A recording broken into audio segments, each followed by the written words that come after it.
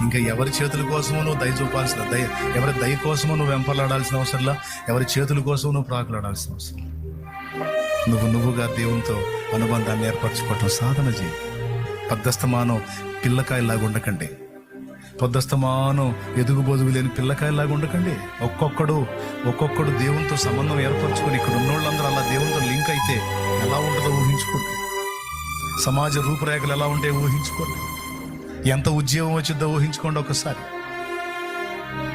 ఇక్కడున్న సేవకులు కూడా ఈ విషయాల్లో పరివర్తన చెంది నేను చెప్పినట్లుగా దేవునితో ఎక్కువ సమయం గడపటం, ఆ శక్తి పొందుకోవటం, వచ్చి దేవుని కొరకు కార్యాలు చేయటం అనే కార్యాన్ని వాళ్ళు నిజంగా సీరియస్గా తీసుకోగలిగితే గొప్ప ఉద్యోగాన్ని మీ ప్రాంతాల్లో మీ సేవల్లో కూడా మీరు చూడగలుగుతారు.